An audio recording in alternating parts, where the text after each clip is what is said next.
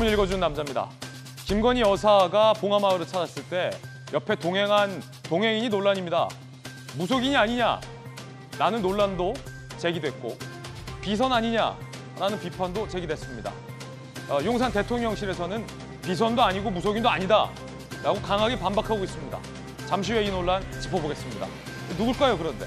오늘 조간신문 4가지 키워드 준비되어 있습니다. 먼저 첫 번째 키워드부터 공개하겠습니다. 첫 번째 키워드는 뭘까요? 바로 이겁니다. 복합위기. 장 보셨습니까, 요즘? 장바구니에 마땅히 담을 만한 게 없을 정도로 물가가 상당히 비싸고 주유소 가기조차 겁나는 요즘입니다. 그런데 이거는 전조에 불과하다. 함께 보시죠. 복합위기. 한국 경제 복합 위기 시작됐다. 고물가, 고환율, 고금리, 그런데 저성장. 4가지가 한꺼번에 겹쳤다는 거예요. 추경호 총리, 당분간 위기 지속 전망. 코스피가 1년 7개월 만에 2,500선 동계됐고 윤 대통령은 물가 잡기에 모든 조치를 다하겠다라고 연이어 강조하고 있습니다. 미국이 이른바 빅스텝. 금리를 올려서 우리도 기준금리를 또 상승한다는 얘기도 어제 들어와 있는데 대통령 앞에 놓인 가장 큰 과제가 아닐까 싶습니다. 대한민국 경제 그리고 고물가 잡아라. 과연 이 어려운 미션 윤석열 대통령 이 정부 어떻게 헤쳐나갈지 많은 국민이 지켜보고 있습니다. 이어서 두 번째 키워드 함께 보시죠. 두 번째 키워드는 이겁니다. 타결. 그 와중에 대규모 파업이 있었죠. 원희룡 장관도 현장에 급히 가기도 했었는데 이 파업 어떻게 됐을까요?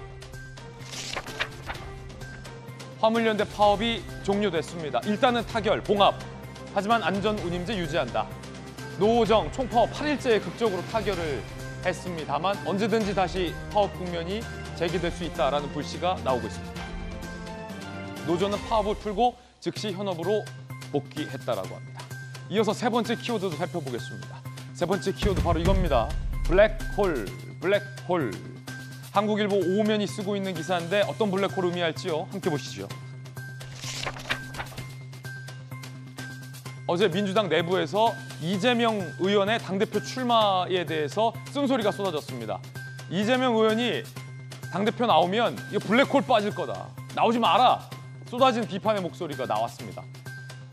그리고 법사위원장 그 약속대로 국민의힘에게 양보해야 한다라는 요구도 어제 이 쓴소리에서 나왔다고 합니다. 외부 인사들이 민주당의 패인을 지적했습니다. 공통적인 패인으로 민심에 귀를 기울이지 않는다라는 걸 꼽았다라고 합니다. 어제의 이 쓴소리 모임은 대선 지방선거 연이어 패배를 평가하는 외부 인사들의 토론회였다고 합니다. 과연 당 내부가 이 얘기를 들을지가 관건이겠죠. 이어서 세 번째 키워드, 네 번째 키워드 살펴보시죠. 마지막 키워드는 바로 이겁니다. 맞불. 우리나라에서 시위와 집회는 자유롭게 펼쳐져야 한다는 게 많은 이들의 소신인데 과연 이런 시위는 어떨까요? 함께 보시죠. 전희헌 대통령 사저 앞에서의 시위 집회. 정치 보복의 수단으로 시위 집회가 악용되고 있다는 비판이 나옵니다. 순수한 의미의 시위와 순수한 의미의 집회가 아니다라는 비판의 목소리가 쏟아집니다. 특히 서울의 소리라는 이 단체가 윤 대통령 사저 앞에서 양산 맞불 집회를 하고 있다고 합니다. 그러자 보수단체가 인근에서 다시 맞불 집회. 주민들은 뭔 죄입니까?